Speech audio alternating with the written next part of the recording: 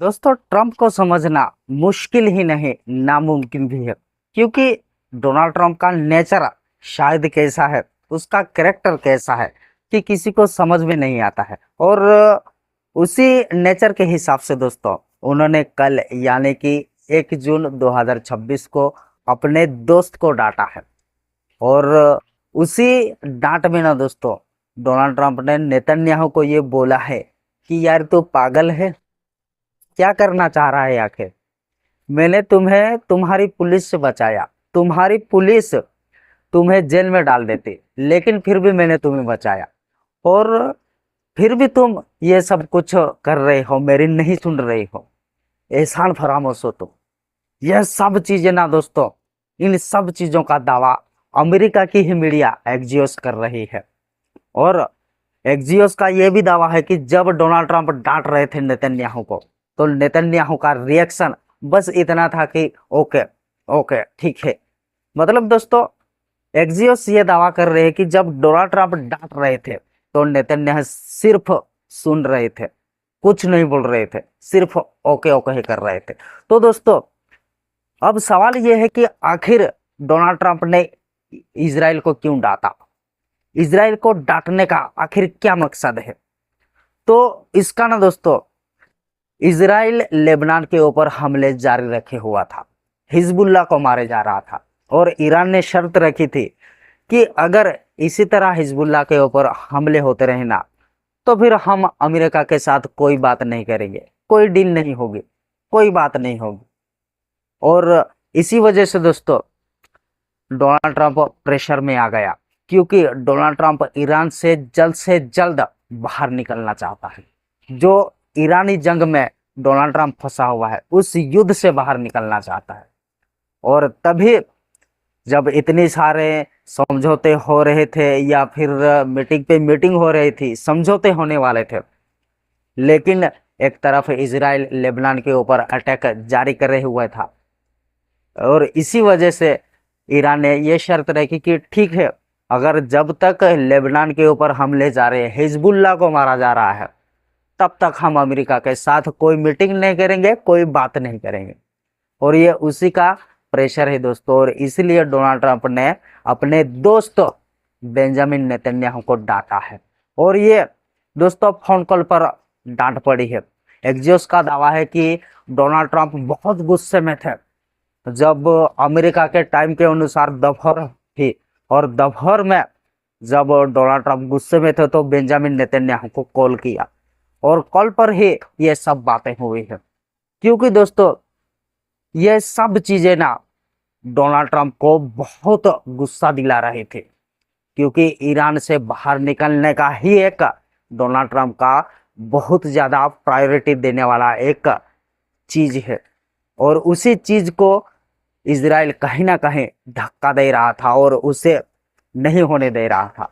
तो दोस्तों, अब जब ये दोपहर में बात हुई, उसके ठीक उसी दिन यानी कि कल ही शाम को दोस्तों, डोनाल्ड ट्रंप ने एक ट्रुथ सोशल पर पोस्ट किया और बोला कि मैंने हिजबुल्ला से बात की है, मैंने इजराइल से बात की है, और इजराइल के प्रधानमंत्री बेंजामिन नेतन्याहू यानी कि बीबी ये मान गए हैं कि ठीक है, मैं हिजबुल्ला के ऊपर हमला नहीं करूंगा। और हिजबुल्ला भी मान गया कि ठीक है, हम इजराइल के ऊपर हमला नहीं करेंगे।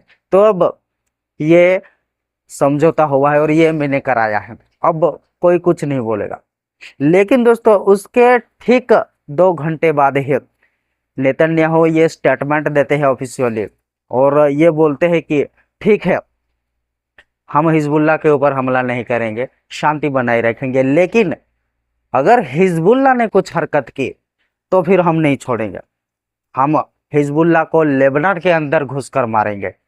ये सब चीजें ना दोस्तों, इजराइल के प्रधानमंत्री बेंजामिन नेतन्याहू की स्टेटमेंट है।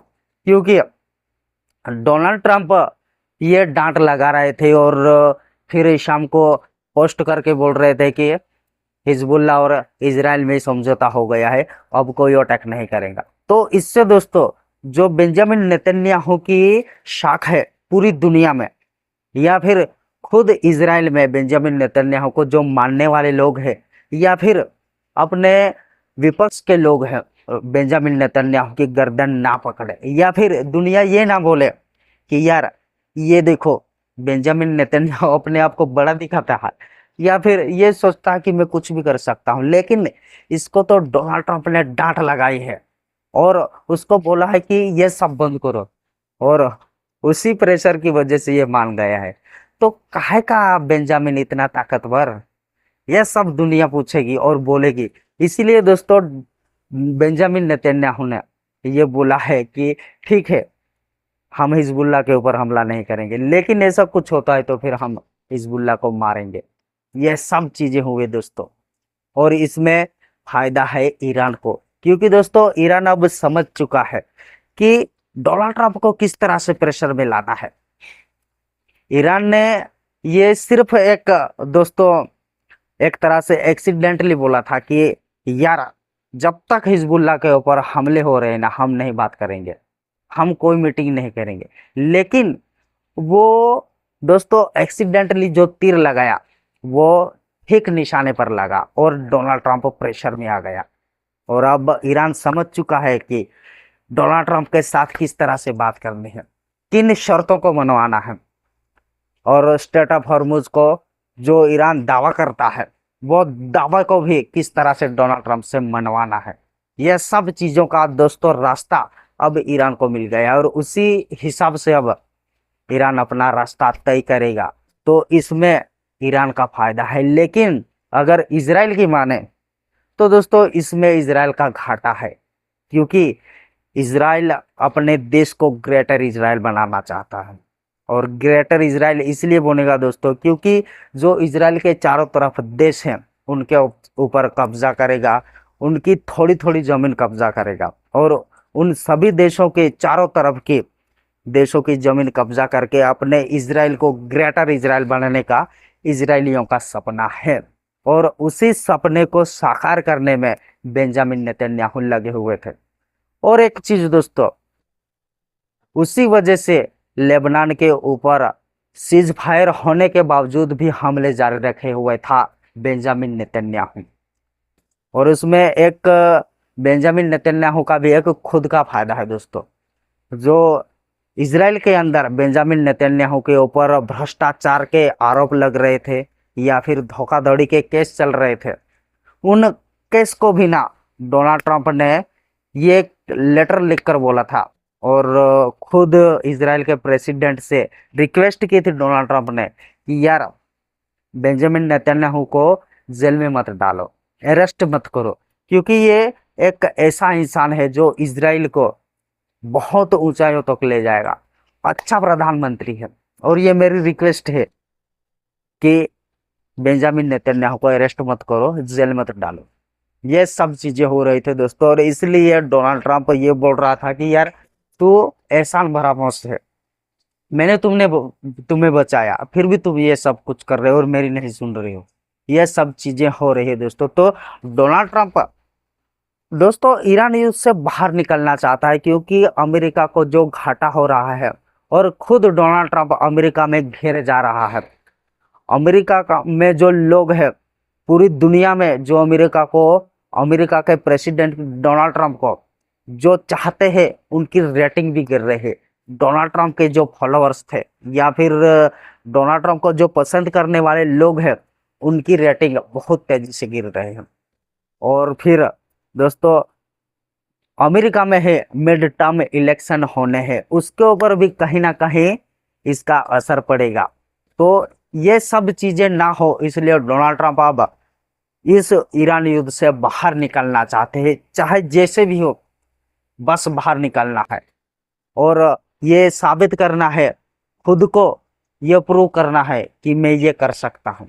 और मैंने जो ईरान में अटैक किया ना, वो भी एक हमारी रणनीति के तहत था, और जो मैं हासिल करना चाहता था ईरान से, वो मैंने हासिल किया। ये सब चीजें डोनाल्ड ट्रंप के दिमाग में चल रही है दोस्तों। लेकिन ये सब अब फाइनल कंक्लूजन ये है कि ईरान समझ चुका है कि किस तरह से हैंडल करना है, या फिर स्ट्रेट ऑफ हॉर्मुज को किस तरह से अपने कब्जे में लेना है, और डोनाल्ड ट्रंप से ये मनवाना है और लिखवाना है कि हाँ ठीक है, ईरान अब स्ट्रेट ऑफ हॉर्मुज में अपना हक चलाएगा टैक्स वसूलेगा, ये सब करेगा। तो अगर मेरी माने ना दोस्तों, तो कहीं ना कहीं इजराइल के प्रधानमंत्री बेंजामिन नेतन्याहू और डोनाल्ड ट्रंप के बीच में जो बातचीत हुई, जो डांट पड़ी, वो सब एक स्ट्रेटेजी के तहत हुआ है। क्योंकि डोनाल्ड ट्रंप को ईरान से डील करवानी है, बातचीत करनी है और ईरान युद्ध से बाहर निकलना था। तो दोस्तों ये वीडियो यहीं समाप्त होती है। अगर आपको ये वीडियो अच्छी लगी है तो प्लीज दोस्तों इस वीडियो को लाइक कीजिएगा, शेयर कीजिएगा, और साथ ही अगर आप ऐसे ही वीडियो को देखने के शौकीन है तो दोस्तों इस चैनल को सब्सक्राइब जरूर करना है, क्योंकि दोस्तों इस चैनल के जरिए मैं ऐसे ही वीडियो हर रोज लाता रहता हूँ। धन्यवाद दोस्तों, जय हिंद।